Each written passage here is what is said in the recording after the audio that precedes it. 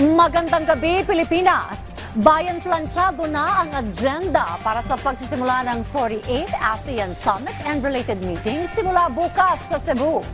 Nasa proseso na ngayon ang buong pwersa ng pamahalaan para sa pinal na pagsusuri at synchronization ng mga programa mula sa logistical, technical at seguridad. Sa kabila ng epekto ng krisis sa gitnang silangan, hindi inurungan ng pamahalaan ang mga hamon sa chairship ng ASEAN 2026. Pero gagawing simple ang pagtitipon. Yan ang ulat ni Kenneth Pasyente. All systems go na ang pamahalaan sa pag-arangkada ng 48th ASEAN Summit and related meetings simula bukas hanggang May 8 sa Cebu. Katunayan kahapon, pinulong ni Pangulong Ferdinand R. Marcos Jr. ang senior government officials bilang bahagi ng paghahanda ng mga serye ng pulong sa naturang aktibidad. Tinalakay rito ang mahahalagang hakbang at prioridad na agenda ng bansa, kabilang ang seguridad sa enerhiya, seguridad sa pagkain at ang proteksyon ng mga mamamayan ng ASEAN. Binigyang diin din ang mas pinaigting na koordinasyon ng buong pamahalaan upang matiyak ang maayos, nagkakaisa at epektibong pamumuno ng Pilipinas bilang tagapangulo ng ASEAN. Ayon pa sa palasyo, lahat ng operational, logistical, technical at security preparations ay kumpleto na at lahat ng sistema ay sumasailalim na sa pinal na pagsusuri at synchronization. The government of the Philippines through the NOC and all participating agencies stands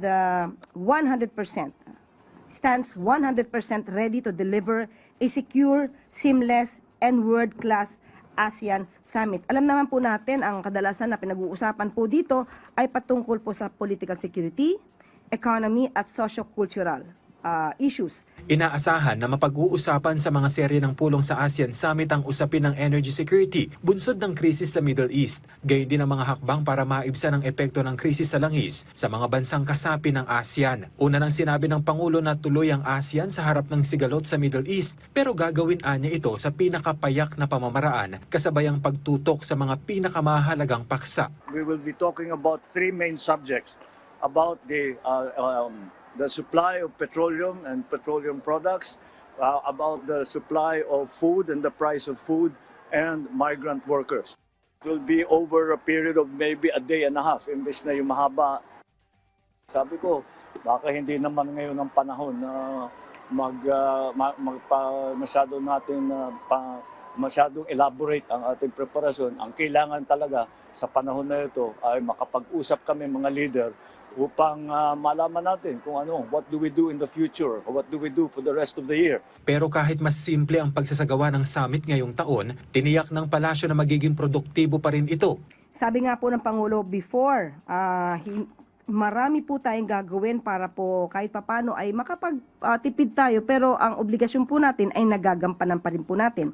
Nagkaroon po ng creation ng virtual meeting room system, VMRS, pioneered here in Manila para isa sa mga austerity measures. It uses technology to guide ASEAN member states. So meron pong 683 meetings at 174 face-to-face and 173 on deck to use VMRS in PICC. So 73 face-to-face meetings done already. At ang 30 virtual meetings done na rin daw po. At ang 580 more meetings will be expected. Kamakailan nang manguna si First Lady Liza Araneta Marcos sa pulong kasama ang Leaders Liaison Officers bilang bahagi pa rin ng paghahanda sa ASEAN. Ayon sa kanya, sasalubungin ang mga delegado sa magiliw na pamamaraan ng mga Pilipino. Ibinahagi rin niya ang paintings ng ASEAN leaders na gawa ng artist na si Jun Aquino. Pagpapakitaan niya ito ng talento ng Pilipino at isang makahulugan at personal na pamamaraan para sa pagtanggap sa mga delegado ng ASEAN. Ang gaganaping aktibidad sa Cebu ay dadaluhan ng head of states, senior officials at mga delegado mula sa mga bansang kasapi ng ASEAN. Gayon din ang mga dialogue partner at kinatawan ng iba't ibang pandaigdigang organisasyon. Idineklara na rin ng Malacanang ang special non-working day sa Lapu-Lapu City at Cordova mula May 6 hanggang 8 upang mabawasan ang trapiko at masiguro ang kaligtasan ng mga kalahok sa ASEAN Summit. Kenneth Pasyente para sa Pambansang TV sa Bagong Pilipinas.